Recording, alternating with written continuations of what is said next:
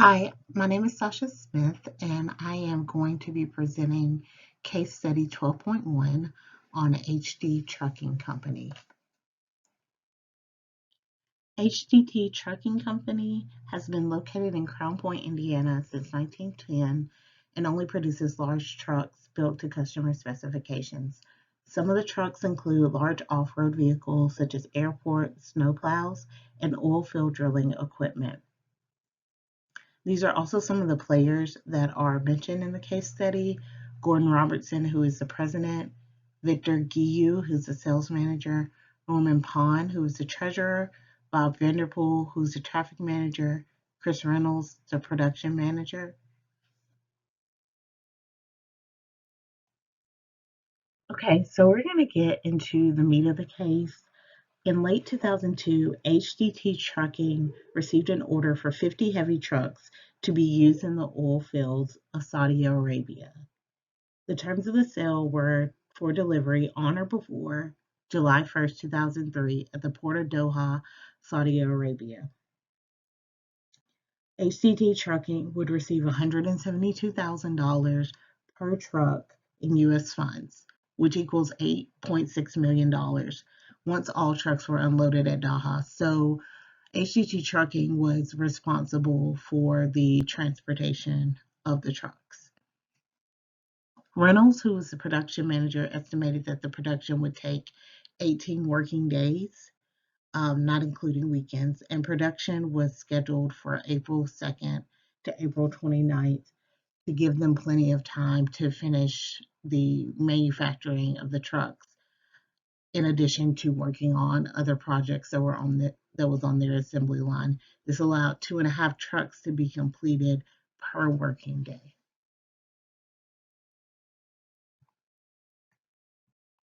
So around the time that production was being scheduled, Robertson, who was the president, and the sales manager, Guiu, left Crown Point for a conference in San Diego and then an extended vacation in Mexico. Pond, who was the treasurer, became concerned about the timing of the bills for the components to make the truck. At this time, HDT received a 1% discount for goods paid within 10 days of actual or requested receipt, whichever came later. Pond called Vanderpool to inquire about when the trucks would arrive in Saudi Arabia, and Vanderpool was the traffic manager. He did not have that information, but reluctantly agreed to check into charter rates. And what you see on the screen is what Vanderpool came back with.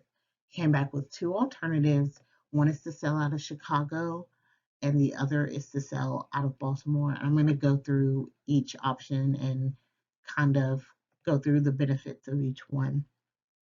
So the one on the left is to sell out of Chicago, and all of the trucks will be loaded onto one vessel called the Nola Pino, which is a foreign vessel, and it will be ready for outbound loading by May 1st. So I know you can see on the screen at the bottom that it would take approximately 28 days to get there. So the trucks would not get to Saudi Arabia until May 29th or May 30th. You can also see the cost of this would be 105,470 total for all 50 trucks. Now the option on the right is to sell out of Baltimore. Now, what would happen when it would sell out of Baltimore would be that 2 trucks per day would get sent to Baltimore, and it would take approximately 4 days per truck to get to Baltimore, and then it would sail to Saudi Arabia. So total, it would take 22 days per truck, and that's where you get the 22 days figure. And the total cost of this would be 137,300. But you would get paid for trucks as they're coming in and as they're being delivered. So it wouldn't be one big shipment of trucks like the Chicago. Okay, so here are just some takeaways from each option. So on first glance, Chicago looks to be the least expensive, with only being 105 470 compared to 137 300, which is Baltimore's option. And Chicago also ships all 50 trucks together, while Baltimore would only ship 2 per day. So on a first, when you first look at it, Chicago does look like the better option of the two.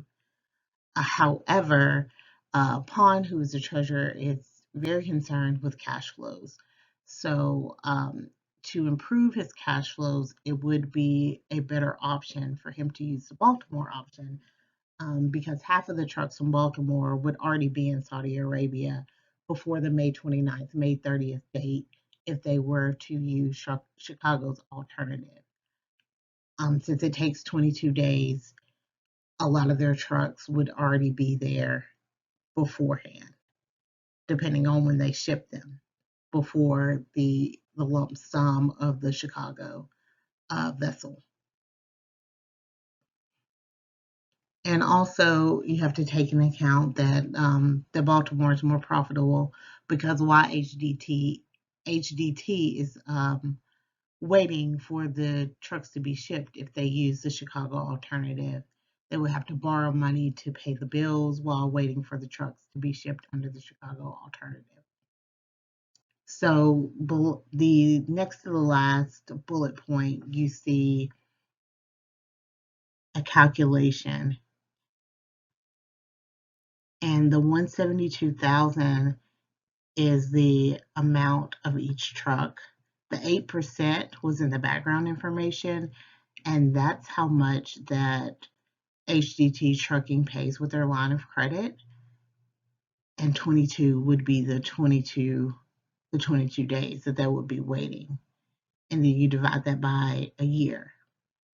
So this is the figure 829.37, and if you multiply that by 50 for each truck, it equals 41,468.50. So if you add that figure to the 105,740, it equals 146,938.50, which is more than the 137,300 if you use the Baltimore method. So the case study asks to assume that the buyer covers the cost of the charter. And by covering the cost of the charter, the buyer would want HDT Trucking to reduce its selling price. So using the Chicago alternative where they would just get the one charter and it would take 29 days and it would be one vessel and all 50 trucks would be on that vessel, I chose that HDT could safely reduce the selling price by 72,000, which was the cost of the vessel, making each truck cost $100,000, and that would be enough to cover labor, raw material, and also any other costs associated with the components and making the trucks. So using the Baltimore method, I chose reducing it by the same amount because the ocean freight is also $72,000. With this method, Baltimore would, under the Baltimore alternative, HDT would still be responsible for getting all trucks to Baltimore from Crown Point, Indiana. So they would still be in charge of getting the trucks on to the train and sending them to Baltimore.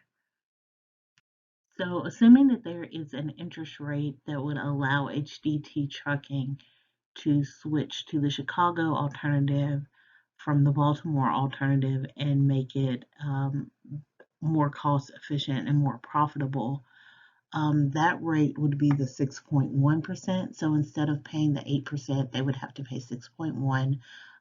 That makes the Chicago alternative 136,571, which is slightly lower than the 137,300. So that would be the only way that an interest rate could work out would be 6.1 or lower. So the last assumption is, should HDT pay overtime? So overtime is beneficial when using the Baltimore alternative, since trucks could be assembled quicker, they could get there quicker, they could get to Baltimore quicker, get to Saudi Arabia quicker, and then HDT would get paid quicker. So the question also asks, assume that the interest rate is 12% and not 8%. Overtime is only cost beneficial if 5655 is being allocated to overtime only. So I got that number from the calculation below. So I took 0.12, which is the 12% up here, times it by 172,000, which is the cost of each truck, divided by 365. That's how you get the figure 5655. I just wanted to thank you for your time and thank you for taking the time out to listen to my presentation.